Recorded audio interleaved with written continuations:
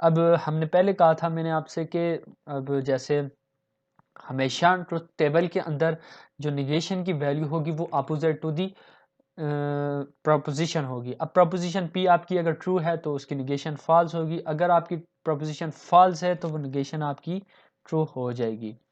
तो ये था आपका निगेशन ऑफ पी। इसके बाद हम बात कर लेते हैं कि जी कंजक्शन की या एंड ऑपरेटर की, तो वो क्या है उसे भी हम देख लेते हैं। लेट्स सपोज आपके पास कोई मल्टीपल या दो आपकी, हम दो को ही ले चलते हैं, दो प्रपोजिशन है पी और क्यू, तो उनका कंजक्शन क्या होगा, उन कहने का मतलब है एंड ऑपरेटर उनके दरमियान कैसे यूज़ किया जाएगा, denoted by P and Q is the proposition P and Q. ठीक है जी। The conjunction P and Q is true when P and Q are both true, otherwise it is false। अच्छा, अब जब भी ट्रुथ टेबल के अंदर आप इसको लिखेंगे तो कंजक्शन ऑपरेटर या एंड ऑपरेटर को जब आप यूज़ करोगे तो हमेशा इसका रिजल्ट इन दोनों प्रपोजिशन को देखते हुए बनेगा। अगर दोनों प्रपोजिशन आपकी ट्रू हैं तो आपका रिजल्ट ट्रू आएगा, अदरवाइज फॉल्स आएगा। कहने का मतलब ये है कि दोनों में से अगर कोई एक भी फॉल्स होगी तो आपकी स्टेटमेंट या आपका जो रिजल्ट है कंजक्शन है वो फॉल्स आएगा। अब एक एग्जांपल है, लेट्स सपोज मैं कहता हूँ कि I went to Saudi Arabia this year. एक आपकी प्रपोजिशन ये पी बन रही है और एक प्रपोजिशन बन रही है क्यू, और ये दोनों अलग अलग स्टेटमेंट हैं। आई परफॉर्म हज इन अगस्त। ठीक है। एक प्रपोजिशन दोबारा से I went to Saudi Arabia this year, और वो स्टेटमेंट पी है, क्यू स्टेटमेंट है आई परफॉर्म हज इन अगस्त। आपसे कहा जाता है कि जी कंजक्शन अगर निकाले तो वो किस तरह से होगा कि P and Q, I went to Saudi Arabia this year, and आपने एंड ऑपरेटर को यूज़ करना है एंड आई परफॉर्म हज इन अगस्त। ठीक हो गया जी। इसकी अगर हम ट्रुथ वैल्यू को या ट्रुथ टेबल के अंदर इसकी ट्रुथ वैल्यूज़ को देखा जाए तो वो किस तरह से बनेगी। पी एंड क्यू आपकी ये दोनों स्टेटमेंट आ जाएंगी और इसका कंजक्शन का जो पी एंड क्यू रिजल्ट है यहाँ पे पी एंड क्यू के साथ डिनोट किया जाएगा। अब पी अगर आपका ट्रू है, क्यू भी ट्रू है, तो आपका कंजक्शन ट्रू आएगा। कहने का मतलब है कि मैं अगर सऊदी अरेबिया जाता हूँ तो ही हज परफॉर्म कर सकूँगा। तो ऑब्वियसली अगर जब आप एंड यूज़ कर रहे हैं तो दोनों कंडीशन का ट्रू होना मस्ट है, तो आपका आंसर क्या आएगा, ट्रू। अगर मैं कहता हूँ कि जी मैं सऊदी अरेबिया जाऊँगा और हज परफॉर्म नहीं करूँगा, तो आपका आंसर क्या आएगा, फॉल्स। ठीक है जी। अगर मैं कहता हूँ मैं सऊदी अरेबिया नहीं जाऊँगा तो हज परफॉर्म करूँगा, ऑब्वियसली दोनों स्टेटमेंट का ट्रू नहीं है, एक स्टेटमेंट आपकी फॉल्स आ रही है, तो आपका रिजल्ट क्या आएगा, फॉल्स। इसी तरह से आपका अगर क्या कहते हैं, आप कहते हैं कि मैं सऊदी अरेबिया नहीं जाऊंगा और ना ही हज परफॉर्म करूंगा, तो ये दोनों चीज़ें फॉल्स आ रही हैं, तो आपका रिजल्ट भी फॉल्स ही आएगा। ठीक हो गया जी।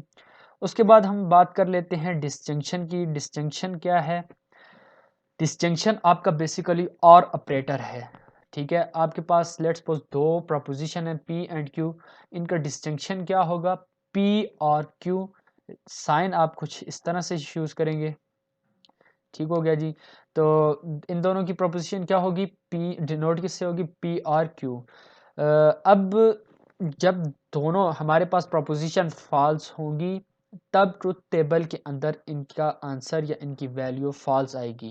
कहने का मतलब ये है कि अगर आपके पास डिस्टिंक्शन कब फॉल्स होगी, जब दोनों प्रोपोजिशन आपकी फॉल्स होंगी, तो ही आपका रिजल्ट या डिस्टिंक्शन जो है वो फॉल्स आएगा। अदरवाइज कोई एक भी इनमें से अगर ट्रू हो जाती है तो आपका रिजल्ट ट्रू आ जाएगा। अब फॉर एग्जांपल जैसे है कि जी find the distinction of the proposition P and Q. अगर हम दोनों को हमको ये दोनों स्टेटमेंट दी जाती हैं और डिस्टिंक्शन का कहा जाता है कि आई वांट टू कैसे this year and I perform sorry, ये पी स्टेटमेंट बन जाएगी, क्यू स्टेटमेंट आपकी आई परफॉर्म हज इन अगस्त। अब याद रखें जब भी डिस्टिंक्शन आप फंक्शन को यूज़ करेंगे तो हमेशा आर को यूज़ करना है। अगर आपसे पूछा जाए तो इसका डिस्टिंक्शन क्या बनेगा, आई वेंट टू के एस एच दिस ईयर और आई परफॉर्म हज इन अगस्त। अब इन दोनों स्टेटमेंट में से किसी एक का ट्रू हो जाना भी हमारे डिस्टिंक्शन के लिए काफ़ी है, वो ट्रू हो जाएगा। ठीक है जी। अब डिस्टिंक्शन यहाँ पे हम याद रखें, डिस्टिंक्शन की बात कर रहे हैं, कंजक्शन की बात नहीं कर रहे। तो इसका ट्रुथ टेबल के अंदर क्या इफेक्ट होगा? अगर हमारे पास दोनों स्टेटमेंट ट्रू हैं तो रिजल्ट आपका ट्रू आ जाएगा। अगर ट्रू आ जाएगा, उसके बाद अगर हमारे पास पी स्टेटमेंट ट्रू आ रही है, क्यू बेशक अगर फॉल्स भी आए तो देन आपके रिजल्ट पे कोई असर नहीं पड़ेगा, वो ट्रू ही रहेगा। इसी तरह से अब अगर फॉल्स है तो आपका क्यू भी अगर ट्रू है तो भी आपका रिजल्ट ट्रू ही रहेगा। अगर दोनों ही फॉल्स हैं तो देन आपका रिजल्ट भी फॉल्स हो जाएगा। तो कहने का मतलब ये है कि दोनों में से किसी एक का ट्रू होना मस्ट है। उसके बाद हमने ऑपरेटर देखा था एक्सक्लूसिव आर, वो क्या चीज़ है उसको भी हम स्टडी कर लेते हैं। अच्छा, अब एक्सक्लूसिव आर बेसिकली हम डिस्कस करने जा रहे हैं। तो यहाँ पे एक चीज़ का आपने ख्याल रखना है कि आर या डिस्टिंक्शन और एक्सक्लूसिव आर को आपने मिक्स नहीं कर देना। अब ये दोनों आर ही यूज़ हो रहे हैं, दोनों स्टेटमेंट्स के अंदर यूज़ होंगे। तो यहाँ पे एक्सक्लूसिव आर को डिस्टिंक्शन से थोड़ा सा अलग रखना है। अब डिस्टिंक्शन के अंदर होता क्या है कि आप आर यूज़ करते हो और दोनों स्टेटमेंट में से किसी एक का ट्रू हो जाना आपके लिए काफ़ी है। ठीक है। पहले मैं आपकी इसकी डेफिनेशन बता देता हूँ क्या है कि let P and Q be proposition the exclusive of P and Q denoted by P exclusive Q is the proposition P exclusive Q. अब पी एक्सक्लूसिव क्यू कब ट्रू होगा, ये बात समझने के लिए है इंतहाई ज़रूरी है कि जब दोनों स्टेटमेंट में से कोई एक स्टेटमेंट अगर ट्रू हो जाती है तो आपका एक्सक्लूसिव आर ट्रू हो जाएगा, अदरवाइज फॉल्स होंगे। अब ये जो हम अभी वर्ड यूज़ कर रहे हैं अदरवाइज ये फॉल्स हो जाएंगे, इसका मतलब क्या है कि अगर दोनों स्टेटमेंट आपकी या तो दोनों ट्रू हैं या दोनों फॉल्स हैं, इस कंडीशन के अंदर आपका एक्सक्लूसिव आर हमेशा फॉल्स ही रहेगा। अब कैसे? एक एग्जांपल है, लेट्स सपोज पी स्टेटमेंट है student who have taken calculus class. ठीक है जी। और एक क्या कहते हैं स्टेटमेंट है कि जी students who have taken computer science class. अब दो स्टेटमेंट हैं पी एंड क्यू, आपसे कहा जाता है एक्सक्लूसिव आर इसका बनाएं, तो वो कैसे बनेगा? जैसे हमने अब ये एग्जांपल के सामने आपके सामने शो की हुई है कि let's suppose students who have taken calculus और कंप्यूटर साइंस। अच्छा, अब यहाँ पे समझने की बात ये है कि हमने क्वेश्चन रखा है कि वो स्टूडेंट्स जो दोनों क्लासेस में मौजूद हैं वो ये एक न्यू क्लास हमने अरेंज की, वो ये क्लास नहीं ले सकते। हाँ, अगर किसी एक क्लास में भी हैं तो वो इस क्लास को ले सकते हैं। अब ये एक्सक्लूसिव आर किस तरह से बनेगा? Students who have taken calculus और कंप्यूटर साइंस। देखिए यहाँ पे भी आर को हमने यूज़ किया है, लेकिन साथ में हम एक और कंडीशन लगाएंगे, जो कंडीशन हमने ऊपर आपको पहले भी डिफाइन की है, but not both can enroll in this class. कि अब दोनों स्टूडेंट या तो किसी एक में होंगे तो ही ये क्लास ले सकते हैं, अदरवाइज अगर ये दोनों में दोनों दोनों अपीयर हैं या नहीं हैं तो इस केस में वो ये क्लास नहीं ले सकते। अब ये ट्रुथ टेबल देखते हैं तो ही आपको समझ आ जाएगी। लेट्स सपोज पी स्टेटमेंट है कि वो स्टूडेंट जो आपके क्या कहते हैं कैलकुलस क्लास में हैं, और दूसरे वो स्टूडेंट्स हैं जो आपके क्यू, वो स्टेटमेंट है जो आपकी कंप्यूटर साइंस की क्लास के अंदर आपके स्टूडेंट्स प्रेजेंट हैं। हमने एक्सक्लूसिव आर कंडीशन ये रखी थी कि आपने एक्सक्लूसिव आर निकालना है कि एक नई क्लास के अंदर कौन कौन से स्टूडेंट्स इनरोल होंगे, तो वो कैसे होंगे।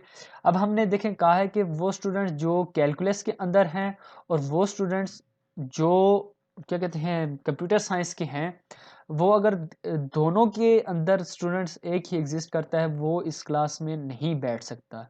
अब इसी तरह से फास्ट के अंदर अब ना जो क्या कहते हैं कैलकुलस के अंदर है और ना ही आपकी कंप्यूटर साइंस की क्लास में है, तो वो ऑलरेडी वो तो ये क्लास नहीं ले सकता। तो अब इसमें बच क्या जाता है कि जब दोनों में से हम देखेंगे किसी एक में अगर स्टूडेंट प्रेजेंट है तो वो ये क्लास ले सकते हैं।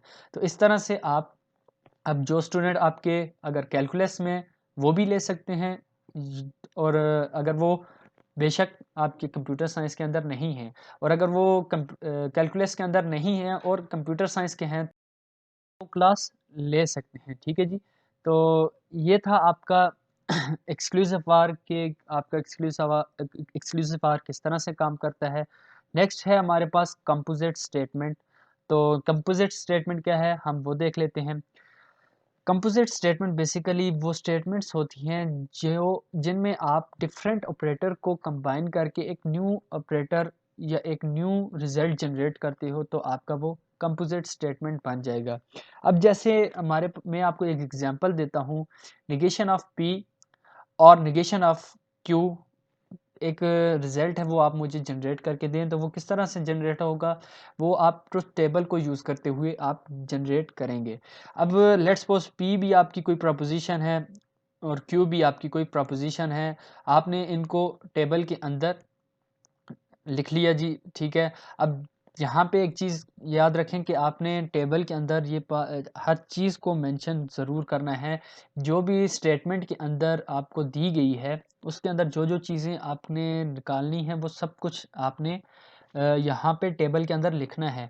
अब मेरे पास मल्टीपल इनपुट्स आ रही हैं, वो कौन-कौन सी हैं? एक है पी, दूसरा है क्यू। ये तो मेरी बेसिक स्टेटमेंट हो जाएंगी जिनसे मेरे आगे फर्दर ऑपरेटर निकलेंगे।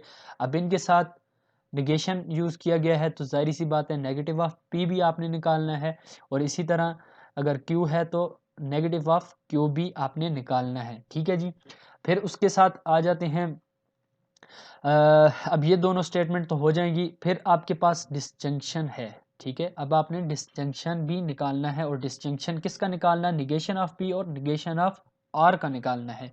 हमने डिस्टिंक्शन में बात की थी कि कोई एक स्टेटमेंट भी अगर ट्रू हो जाए तो आपका रिजल्ट ट्रू हो जाता है। ये बात आपने जहन में रखनी है।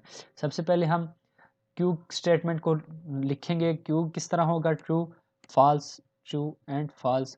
फिर इसी तरह से पी क्या हो जाएगा? True, true, false, false. ज़ाहिर है दो जो जितनी आपकी स्टेटमेंट्स होंगी उनके नंबर ऑफ जो भी कम्बिनेशन है वो आपने सारे के सारे लिखने हैं। ठीक है जी। फिर आपने निगेशन ऑफ पी लिख लेना है और निगेशन ऑफ क्यू। अब निगेशन ऑफ पी क्या आ रहा है? False, false, true, true. ठीक है जी। और negation of Q false, true, false, true आ जाएगा। अब आखिर में ये जो आपके negation of Q and negation of P आ रहा है, इनके दरमियान आपने डिस्टिंक्शन निकालना है, और वो जो स्टेटमेंट यहाँ पे आपके पास आ रही थी, इन स्टेटमेंट्स को आपने यूज़ करना है और अपना रिज़ल्ट जनरेट करना है। तो वो कैसे आएंगी? अब ये दोनों फॉल्स हैं, तो डिस्टिंक्शन में हमने पहले बात की थी कि रिज़ल्ट आपका फॉल्स आ जाएगा। अगर दोनों में से कोई एक ट्रू है, तो अब नेगेशन ऑफ क्यू आपका ट्रू आ रहा है, तो आपका रिज़ल्ट भी ट्रू आएगा। इसी तरह से नेगेशन ऑफ पी यहाँ पे ट्रू आ रहा है, तो आपका रिज़ल्ट भी ट्रू आएगा, और दोनों अगर ट्रू हैं तो रिज़ल्ट ऑटोमेटिकली आपका ट्रू बन जाएगा। का जो हमने आपके साथ मैंने डिस्कस की है, उम्मीद करता हूँ ये आपको अच्छे से समझ आ गई होगी। तो नेक्स्ट वीडियो तक के लिए अल्लाह हाफ़िज़।